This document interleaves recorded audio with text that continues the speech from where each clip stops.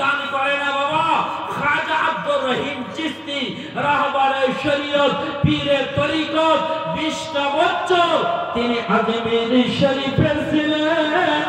খাজা গরিব নওয়াজের আলোয় আলোকিত হয়ে এই আসামের জমিনে খাজা গরিব নওয়াজের দরবারের নাচিদ হয়ে গোলামের গোলাম হয়ে ভক্তের ভক্ত হয়ে পীরে কামিল হয়ে আজকে হাজার হাজার মানুষ তার প্রেমিক রয়েছে।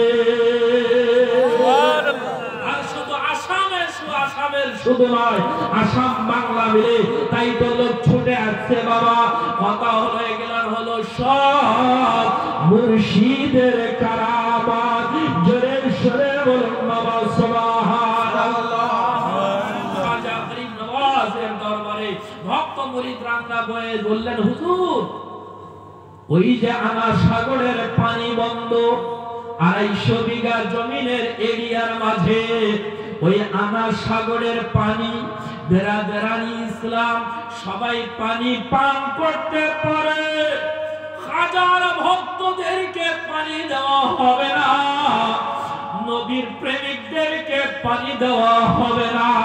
এই কথা গিয়ে ভক্তরা গিয়ে খাজা গরিব নওয়াজকে জানিয়ে দিলেন। বললেন হুজুর গো, যুদ্ধ কি দিয়ে করব, পানি তো বন্ধ হয়ে গেছে। খাজা মাইনুদ্দিন চিশতি বললেন, ওই আমার ভক্ত পরিত্রাণ রে, ওই আমার দরদি ইসলাম দরদি ভাইরা, শোনো গো, তোমাদেরকে গাছের পাতাগুলো চেবিয়ে খেয়ে তবু তোমাদেরকে ইসলামের জন্য যুদ্ধ করতে হবে। আজকে আমরা অনেকে মনে করি যে মনে হয় এমনি এমনি ইসলাম ভারতের জমিনে প্রচার হয়েছে। আরে মহাবাহু লা শারিকা কসম খেয়ে কারামুল হক চিশতি নিজামি, আমি বলতে চাই ভারতের জমিনে এমনি ইসলাম প্রচার হয় নাই। ভারতের জমিনে হাজার ভক্তরা নিজের রক্ত দান করেছে, হাজার ভক্তরা নিজের বিবি বাচ্চাকে দান করেছে, হাজার ভক্তরা সমস্ত তন্মন ধন সমস্ত কিছুকে লুটে দিয়েছে, প্রেমিক হয়েছে নবীর। তারপরে ভারতের জমিনে ওই ইসলাম প্রচার হয়েছে। এবারে ভক্তরা বললেন হুজুর, এখন আমরা কেমনি যুদ্ধ করব?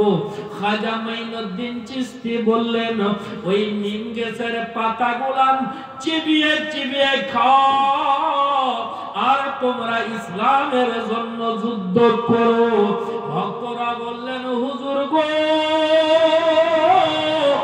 নিমের পাতা তো তিতা হয়, নিমের পাতা খেলে তো পিপাসা বেড়ে যাবে।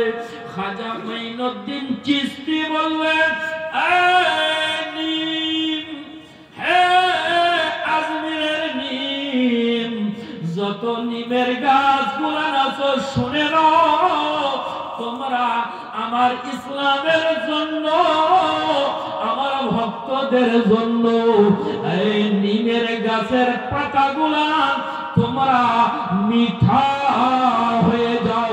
খাজা গরিব নওয়াজ পাক জবানে এতটুকু বলেছে, সাথে সাথে দেখা গেল আজমির শরীফে যত নিমের গাছগুলা ছিল কারাগার পাহাড় থেকে নিয়ে নিচ পর্যন্ত উপর স্থান থেকে নিয়ে আজমিরের ধরতি পর্যন্ত সমস্ত নিমের গাছের পাতাগুলা সাথে সাথে খাজা